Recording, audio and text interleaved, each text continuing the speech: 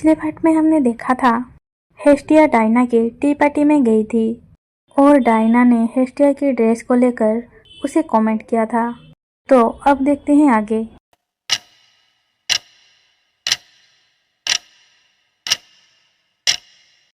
हम देखते हैं हेस्टिया को, वो डायना को देखकर मन में बोल रही थी, और तुम्हारे चेहरे पर इतनी आत्मसंतुष्टि भाव क्यों है, पर तुम इतना खुश क्यों दिख रही हो।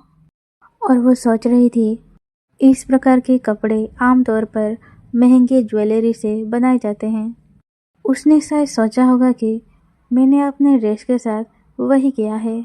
मैं ये बात समझती हूँ, लेकिन क्या तुम सचमुच मुझे ये कहने का अधिकार रखती हो जब खुद तुम बेहतरीन सामग्री से बनी फैंसी महंगी ड्रेस पहनकर आई हो।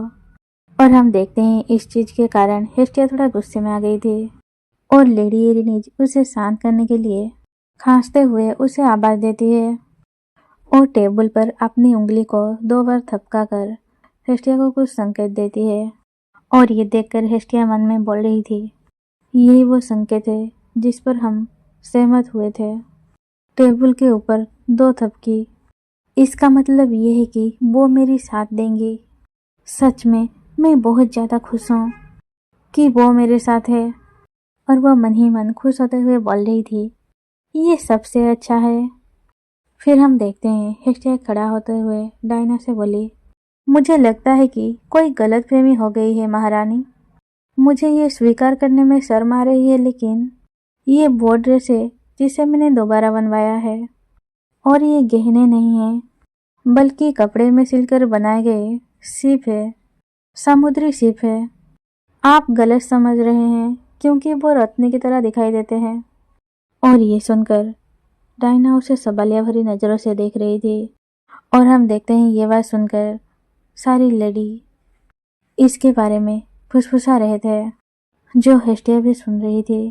और तभी एक लेडी आकर हेस्टिया से बोली, ईमानदारी से कहूँ तो मैं आपकी खूबसूरत ड्रेस पर नजर डाले बिना नहीं रह सकी, लेकिन मैंने कभी ये अनुमान नहीं लगाया था कि समुद्री सीपियाँ इतनी आश्चर्यजनक हो सकती हैं।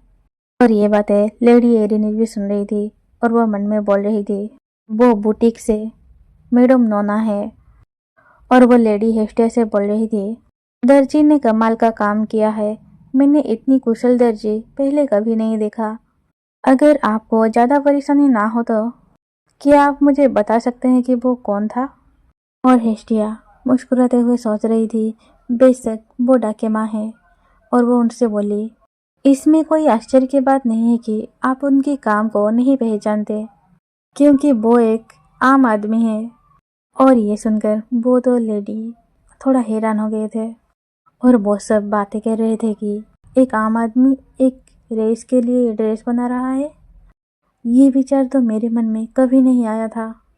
और हम देखते हैं ऐसे ही बात करते करते कोई बोल रहा था, वो अपनी जड़ नहीं छुपा सकती। और ये बातें सुनकर कहीं ना कहीं हेस्टिया भी थोड़ा दुखी महसूस कर रही थी और वो सोच रही थी, ये रहा, वो मेरी बैकग्राउंड के बारे में बात कर रहे हैं, लेकिन सब ठीक है, चीज़ें जिस तरह से चल रही है मुझे यकीन है। और हम देखते हैं तभी लेडी एरिनीज बोली, बहुत ज़्यादा खूबसूरत, अगर आप इसके बारे में नहीं बताया होता तो मैं ये अनुमान ही नहीं लगा पाता कि ये किसी आम आदमी द्वारा बनाया गया है। और हम देखते हैं काउंटेस एरिनीज की बातें सुनकर हेस्टिया को कहीं ना कहीं थोड़ा अच्छा महसूस हो रहा था। फिर काउंटेस एरिनीज बोली, ऐसा लगता है कि वो हमारी सोच से कहीं अधिक कुशल कारीगर है। मैं भी अपनी एक ड्रेस मरम्मत करवाना पसंद करूंगी। और ये बातें वो हेस्टिया से आंख मारते हुए बोलती है। और ये देखकर हेस्टिया खुश होते हुए मन में बोल रही थी, हाँ, मुझे पता था कि मैं तुम पर भरोसा कर सकती हूँ। और हम देखते हैं काउंटेस एरिनीज की बात सुनने के बाद सारी लेडी की विचार बदल गए थे और वो इसके बारे में अच्छी अच्छी बात बोल रहे थे और वो भी इस चीज़ को ट्राई करना चाहते थे। और ये देखकर हेस्टिया सोच रही थी, खैर ये तो बहुत जल्दी हो गया, मैं शिकायत नहीं कर रही बल्कि। और वो डायना को देख रही थी जो बहुत ज़्यादा बेचैन लग रही थी क्योंकि सारे लोग उसकी बातों पर ध्यान देने की बजाय हेस्टिया की बातों पर ध्यान दे रहे थे। इस वजह से डायना बहुत ज़्यादा परेशान लग रही थी, जिसे हेस्टिया भी नोटिस कर रही थी। इसकी वजह से डायना के चेहरे के एक्सप्रेशन बदल रहे थे, जो कि हेस्टिया भी नोटिस कर रही थी और उसे देखकर सोच रही थी वो परेशान लग रही है। मुझे यकीन है कि ये तुम कभी नहीं चाहती थी डायना। मिठाई भले ही साधारण हो, लेकिन ये मिठाई स्वादिष्ट है। तुम अपनी बात को स्पष्ट करने के लिए अलग अलग सामग्री शामिल कर सकती थी, या फिर तुम किसी आम आदमी को अपना शेफ रख सकती थी और उनके स्वाद के अनुसार आम मिठाइयाँ बना सकती थी। ये सब तुम्हारे कारण है महारानी। ये हो सकता था कि जो तुम चाहती थी तुम उसके करीब पहुंच जाती। ये पूरी तरह से संयोग था कि मैंने ये ड्रेस बनाने के लिए डाकेमा को काम पर रखा, लेकिन मुझे खुशी है कि मुझे तुम्हारी इच्छित उपलब्धियाँ प्राप्त करने का मौका मिला। और तभी हम देखते हैं लेडी एरिनीज बोली, मैं हैरान हूँ, क्योंकि मुझे संदेह है कि आपकी स्थिति को देखते हुए आपको ऐसे तरीकों का सहारा लेना पड़ रहा है, या शायद लॉर्ड केल का बजट आपके ऐसे चीज़ों के लिए पर्याप्त नहीं है। और एरिनीज से ऐसी बातें सुनकर हेस्टिया हैरानी के साथ उसे देख रही थी। फिर लेडी एरिनीज बोली, क्या लॉर्ड केल आपको ऐसे खर्चे करने का अनुमति नहीं देती है? और ये बातें सुनकर वहाँ पर खामोशी छा गई थी और सभी हेस्टिया को देख रहे थे और हेस्टिया लेडी एरिनीज को देख रही थी। फिर हम देखते हैं हेस्टिया को, जो मन में खुश होते हुए बोल रही थी, ओह बहुत अच्छा। टी पार्टी से पहले हमने अपनी बातचीत में केल का जिक्र करने का सहमति जताई थी और हमें कुछ फ्लैशबैक दिखाया जाता है जब वो दोनों प्लान कर रहे थे। लेडी एरिनीज बोल रही थी, मैं मेज पर 2 बार थपथपाऊंगी। और हेस्टिया बोल रही थी, और हाँ, आप मार्कस के बारे में बात जरूर करना।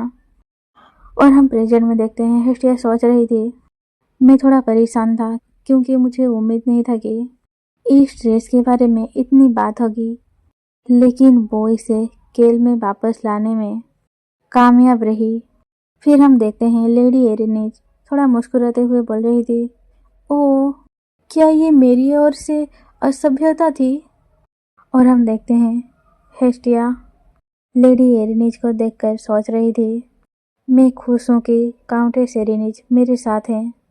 फिर वो थोड़ा मुस्कुराते हुए बोली, ओह बिल्कुल नहीं, वास्तव में आज सुबह उन्होंने मुझे विदा करने के लिए भी आए थे। और ये सुनकर लेडी एरिनीज बोली, ओह सच में? मैं समझ गई, ये बहुत ज़्यादा अच्छा है। और हम देखते हैं डायना को, जो उनकी बातचीत सुनकर थोड़ा खामोश हो गई थी और वो परेशान लग रही थी, जो कि हेस्टिया भी देख रही थी और वो उसे दिखाते हुए बोल रही थी, सच में मुझे महसूस हो रहा है कि जीवन साथी के रूप में वो बहुत अच्छे हैं। और वो डायना को देखकर सोच रही थी, तुम वहाँ बैठी क्यों हो, एक हताश लड़की की तरह? और वो डायना को सुनाते हुए लेडी एरिनीज से बोल रही थी, और हाँ, मैं अपनी पति की भी बहुत प्रशंसा करती हूँ, वो बहुत बुद्धिमान है और सम्माननीय। और हम देखते हैं तभी लेडी एरिनीज बोली, हाँ, और क्रूर भी। और वो डायना की ओर बात लेते हुए बोली, आखिरकार महारानी भी एक बार उनकी क्रूरता के लिए उनकी निंदा की थी। और ये बात सुनकर डायना थोड़ा परेशान हो गई थी और हैरानी के साथ उन्हें देख रही थी। और डायना कुछ बोलने ही वाली थी कि तभी हेस्टिया बोली, अगर आप उस घटना के बारे में बोल रही हैं तो मुझे विश्वास है कि मेरे पति ने सही निर्णय लिया था। जो सुनकर डायना उसे देख रही थी। फिर हेस्टिया बोली, महारानी, क्या आप सचमुच मानते हैं कि उन्होंने जो किया वो गलत था? और वो मन में बोल रही थी, ड्यू कार्कस को चाय में जहर दिया गया। केल ने ड्यू कार्कस और उसकी बेटी को जहरीली चाय पिलाई, ज़्यादातर डायना और हेलेस के लिए, लेकिन इसके छिपे अन्य कारण भी थे। आर्कस परिवार पारंपरिक खलनायक था केवल अपने लाभ के लिए बेशर्म अपराध करना। वो बच्चे का अपहरण करके गुलाम बनाकर बेच देते थे और जो भी पुरुष या महिला उनके रास्ते में आती तो उसे मार डालते थे। उन्होंने साम्राज्य को धमकाने के लिए अवैध भाड़े का सैनिक भी किराए पर रखा था और हमें पास्ट में दिखाया जाता है। हेलियस केल को बोल रहा था, ये बहुत ज़्यादा खतरनाक है, पर केल उसे समझाते हुए बोला, आखिरकार हमारे पास उनके अपराधों का सबूत है। ये उनको हराने का हमारे पास एकमात्र मौका होगा। और हेलियस थोड़ा परेशान होते हुए बोल रहा था, लेकिन ये सब खुद करना बहुत ज़्यादा खतरनाक है। मैं भी तुम्हारे साथ आऊँगा। पर केल उसे समझाते हुए बोल रहा था, हेलियस, तुम युवराज हो, तुम जानते हो कि वो तुम्हारे पीछे आ सकते हैं। मैं तुम्हारा दोस्त हूँ, लेकिन मैं मार्कस भी हूँ और मैं शाही परिवार के साथ खड़ा हूँ।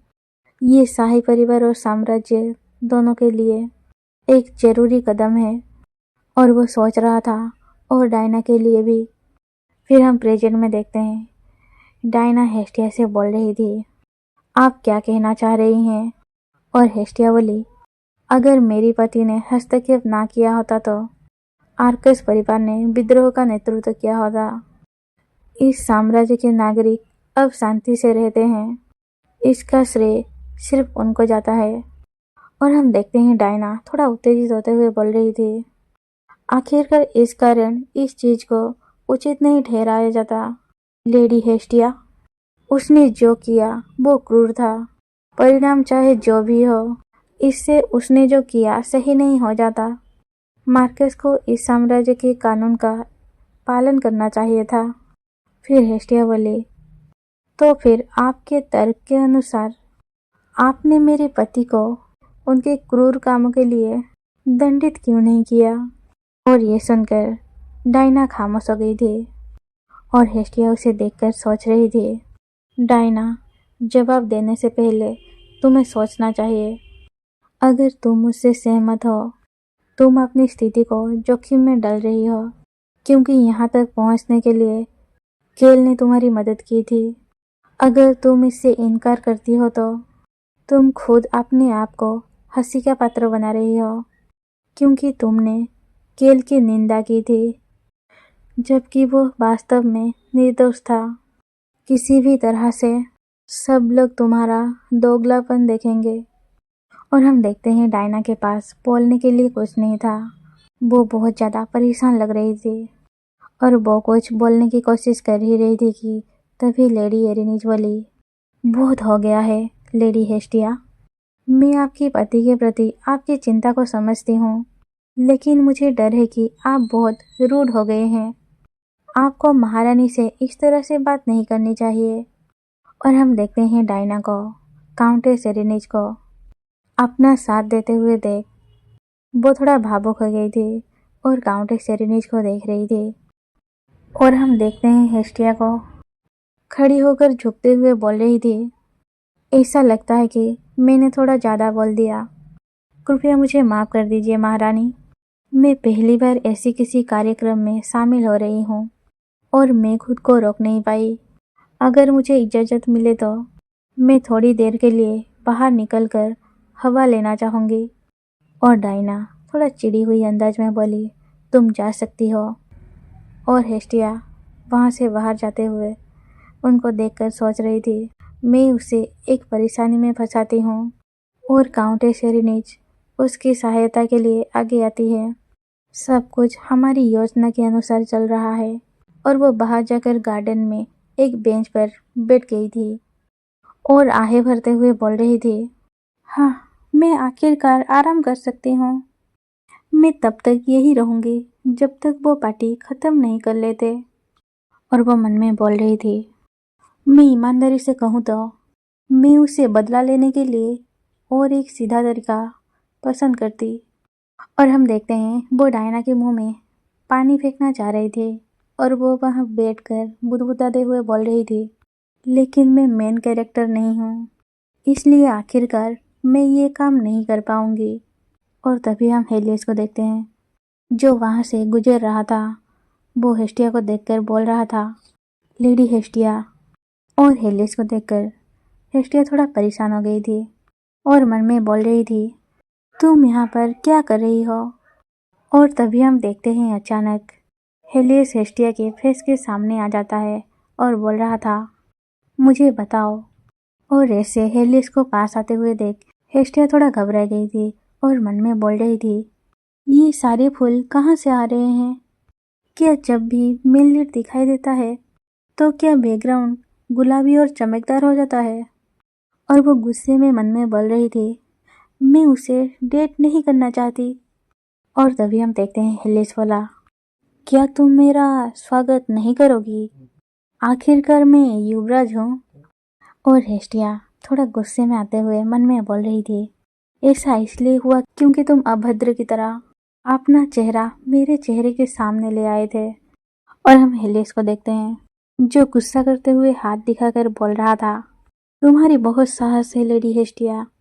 अगर तुम में भविष्य देखने की क्षमता ना होती तो मैं तुम्हें शाही परिवार के सदस्य का अनादर करने के लिए दंडित करवा देता। और हेस्टिया भी चिढ़ते हुए बोल रही थी, आपने मुझे आपका अभिवादन करने का मौका ही नहीं दिया महामहिम।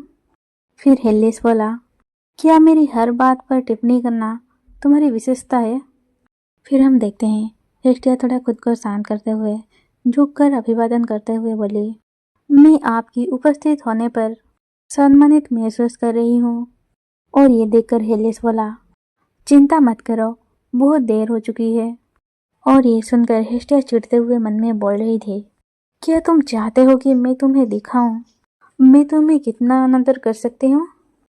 और तभी हम देखते हैं हेलिस बोला, मुझे पूरा यकीन है कि डायना की टी पार्टी अभी खत्म नहीं हुई है। तुम यहाँ अकेली क्यों हो? क्या तुम दोनों के बीच कुछ हुआ था? और ये सुनकर हेस्टिया सोच रही थी, आखिरकार वो इतना समझदार क्यों है? और वो थोड़ा मुस्कुराते हुए बोली, महाराज आपका क्या हाल है? इस समय आप बगीचे में क्या कर रहे हैं? और हेलिस जवाब देते हुए बोला, मैं टी पार्टी के लिए जा रहा था जब मैंने एक जोरदार आह भरने की आवाज सुनी, इसलिए मैं जांच करने आ गया और आपको पाया। और ये सुनकर हेस्टिया सोच रही थी, मुझे लगता है कि वो अपनी पत्नी के प्रति समर्थन दिखाने के लिए टी पार्टी में शामिल होने जा रहा था। उससे सच छुपाने की कोशिश करने का कोई मतलब नहीं है। डायना वैसे भी उसे बाद में सब कुछ बता देगी। फिर वो हेलिस से बोली, मैंने राजकुमारी को नाराज कर दिया था, इसलिए मैंने अपना मन साफ करने के लिए यहाँ आ गई।